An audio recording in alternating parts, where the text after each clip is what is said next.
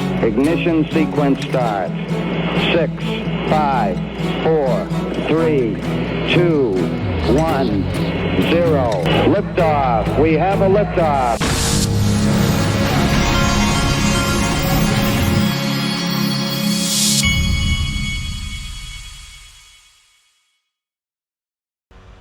Hey everybody, this is the Digital Asset Investor. Charles Gasparino was on with Anthony Pompliano, and there's a story here that he tells, and some of it's not exactly the way it happened, but I don't think he was intentionally not telling the truth. I think he just probably didn't remember all exactly how things went down, but I'll correct the record here. Listen to this. And they're also saying crazy stuff. I get a lot of shit from the Ripple XRP people, which you gave me a funny story before. The first thing that we should make sure you all understand is the reason he gets shit from the Ripple people is because we held in the early part of this game. Yes, he was he likes to say I was the only one that covered it, and he's right. He was the only one in the mainstream media that came in and covered it with Eleanor Terrett. But the problem is that once we held their hand and walked them and stuck their nose in the facts, then I don't know what happened with him, but he bailed on it and basically decided he was going to take the opposite position at some point. I don't know who got to him. I don't know what the details of that are, but he did. He turned, and then he decided to just ignore a lot of the facts of the situation, the dirty stuff that went on. That's the reason the XRP people, but there's more to correct here. Talk about. I was the mainstream reporter that dived into how they might have been unfairly singled out. I mean, me and Ellie Terrett literally wrote this seminal piece on this. Mm-hmm. And we wrote it because it was so bizarre what happened. I did a hit. So Ellie's sitting over there. When did we write that story? November 2021. Okay, November 2021. Top of the market. We wrote the story about how this company, Ripple, is under the gun from the SEC, and how, there's this huge, fight that's going on about whether they're being unfairly prosecuted or regulated.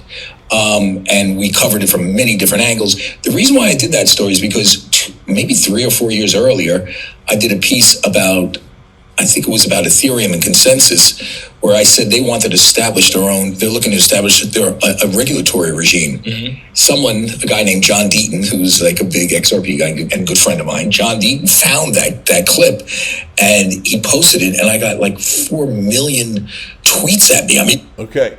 Now, that's not exactly what happened. Here's exactly what happened. The clip that was found by me, and I actually got, this is the clip right here that he's referencing. John Deaton who has always been gracious to myself and everybody that helped work on ETHgate. After I found the clip, I called up John Deaton. This is the true story. I called up John Deaton. I put the thing on speakerphone on my computer, and I said, John, you got to hear this. And I played it, and right after I played it, John Deaton says, we got him. And then John Deaton was so cool with me from the very beginning. He's like, do you want to, he asked me if I wanted to have credit for all this. I said, John, I am not interested in going out there and being any kind of face. I said, that's for you. And John was always gracious with everything with us on all this stuff. And we weren't finding the stuff because we were worried about who's getting the credit. We were finding it because we were trying to fight the good fight.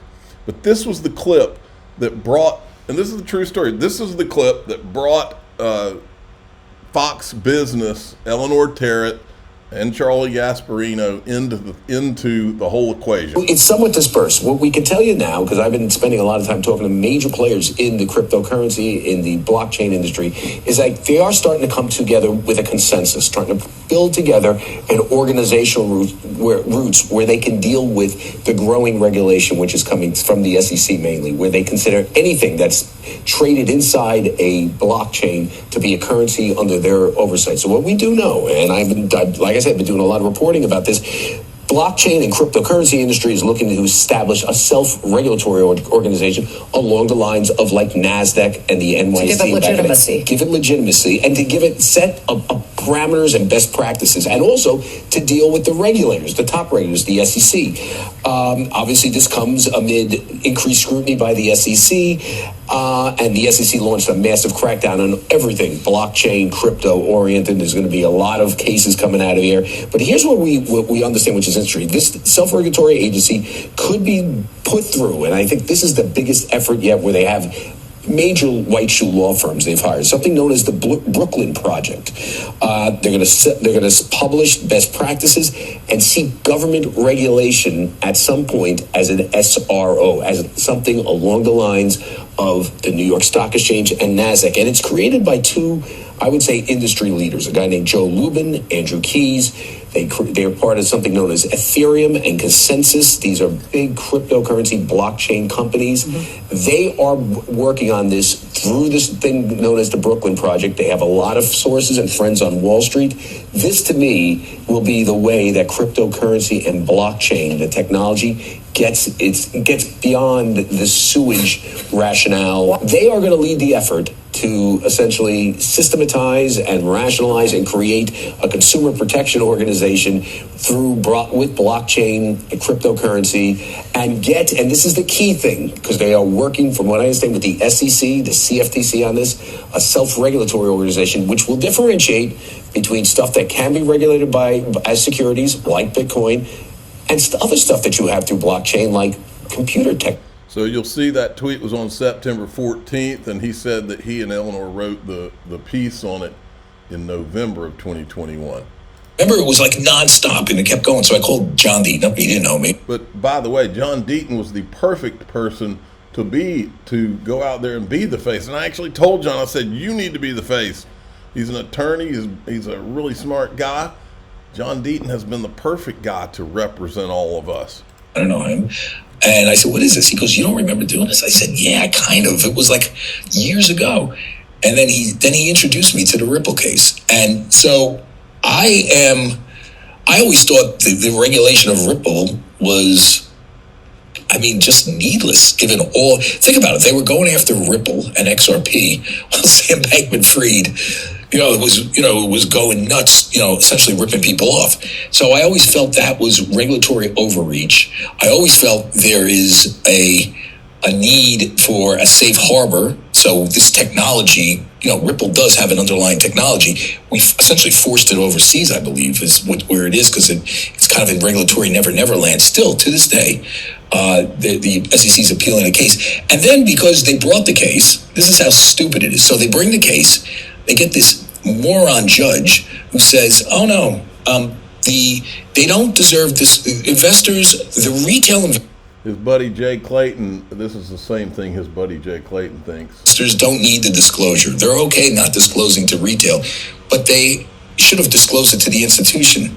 This idiotic judge didn't even know that she established precedent that there should be less disclosure for retail. That shows you what a mess bringing this case was and how they went after him. So, so I'm pointing these out. You do get on the side of these crazies on the internet, but again, I'm always going to call it like I see it, and that is a stupid ruling. XRP may suffer if it gets reversed, which I think there's a chance it gets reversed and XRP and Ripple's back on the hook. The SEC may drop the whole thing now that Trump's in there, though. That's a whole other thing that you have to worry about. And this is why I get shit from both sides, both pro-crypto and anti-crypto. I will cover this like baseball. I literally don't give a fuck who wins and who loses in the end. The reason he caught shit from the XRP community is that he saw what Hinman had done, and he decided to take the view that, oh yeah, it's pretty shady, it's bad, but I've seen a lot of this before. I've seen worse. That's what his position became. In other words, I don't really care about all the nefarious activity that went on here. That kind of stuff goes on. That's just the way it works, and that's the problem with this country. That's how we got in this mess. Just in ETH whale, you remember the disguised whales that nobody's supposed to know who they are? Nobody will ask except us. An ETH whale has woken up after 9.5 years since the Ethereum ICO the trader this is why I asked Mark Yusko what due diligence he did for his clients that he's been telling to buy ETH. What due diligence did he do to find out who these disguised whales were? Because it obviously could affect them when these guys step up to the plate and all of a sudden an ETH whale starts dumping. You know, one of those guys that used multiple email addresses to buy a lot more ETH than he was supposed to help hide the transaction, right? Bullish Exchange has added XRP RLUSD pairing. Cowboy Crypto, I was going to hit the Cowboy Crypto thing because I had heard that he lost his handle, but when I click on him now, he's back. So I don't have to address that. He's not a guy we can afford to lose. Bitwise has filed for a Bitcoin standard corporate ETF with the SEC. The fund will offer exposure to companies that have adopted Bitcoin standard and hold at least 1,000 Bitcoin on their corporate treasuries. Charles Hoskinson weighed in again this last night on his conversations with Ripple. Can you share any new updates regarding your talks with Ripple? They're early days. We'd like to include Ripple in the Midnight ecosystem. And there are ongoing talks between the Midnight people and the Ripple people, and a lot of technological talks as well. And we've been trying to learn more about how their stack works. There's some Cardano tech we invented, in particular Marlowe, that would be tremendously useful with the Ripple ecosystem. And it would be a lot of fun to see what we could do there. And also just some things in Ripple like Flare, for example, are pretty cool, pretty interesting. But, it takes time for these things to ferment. And the first step was just technical conversations. And that's what we did with David, who's been tremendously helpful and a great asset. And then at some point, once you've gotten beyond that, then there's actual integration work and other things to get done. But overall, they've been easy to work with. We met also with the Real USD people. They were just finally got past launch, and they're trying to recover from that because that was an incredibly time-consuming effort, but we're really proud of them. And I do believe they're going to start adding other chains next year. And my recommendation to them was a self-serve model similar to Coinbase's Rosetta. It makes it a lot easier to see who's serious and who's not serious. But it would be fun to bring that into their orbit. Okay, let's check this out. Remember, this is starting on, I believe he said January 1. Listen to this. Yeah, we're supporting. This is the CEO of Uphold. RLUSD, the Ripple stablecoin from today, and you'll be able to earn 5% on that from January. Those are some of the best rewards in the industry. You can access those rewards on stablecoins by doing really easy everyday stuff. You simply need to log into the app once a month. If you hold any of those stablecoins, you'll be earning that level of rewards. If you go to level 2, we'll give you access to new tokens. So anything new that we support, you will get access 24 hours before anybody else. And that's a really significant advantage, because one of the key differentiators for Uphold is that we not only source liquidity from centralized venues, we source it from DeFi. A lot of important new tokens appear first in DeFi, so we support tokens before other centralized platforms. All right. Then we got this. This is from Paul Barron. Let's listen to what he says here. He's talking about 2025. Now prioritizing crypto legislation 2025. This is kind of a rundown on everything that's going on. I think one of the key things that I'm looking at, of course, stablecoin legislation. I think this gets us into, kind of the cheat code for crypto in general.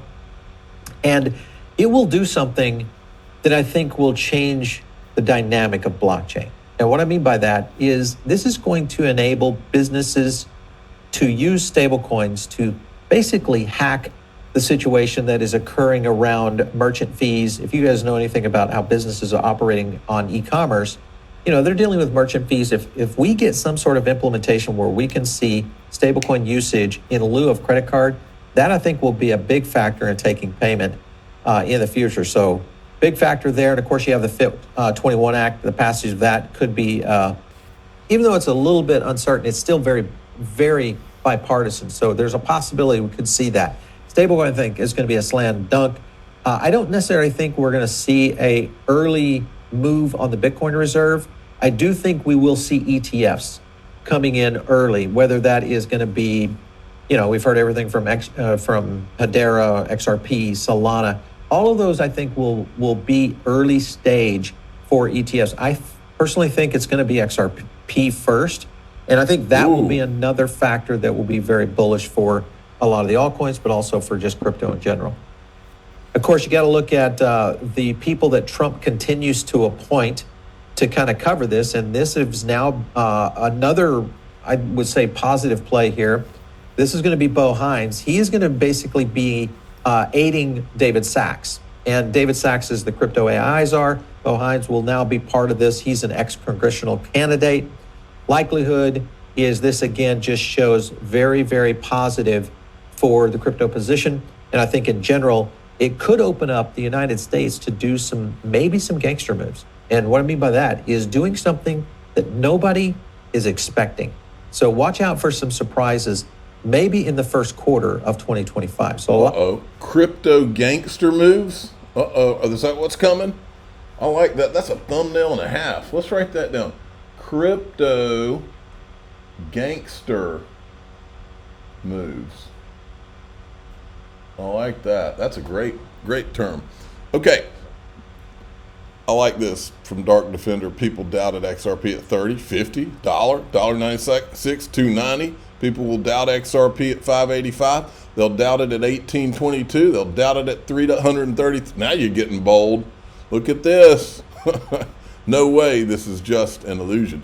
Now, in DAIXRP.com, I've got a great clip of a chart guy giving his projections for what's coming, and they're good projections too. And I've taken the opinions of some other guys that are doing this. They're giving their projections of what's about to happen for XRP. You got to see them.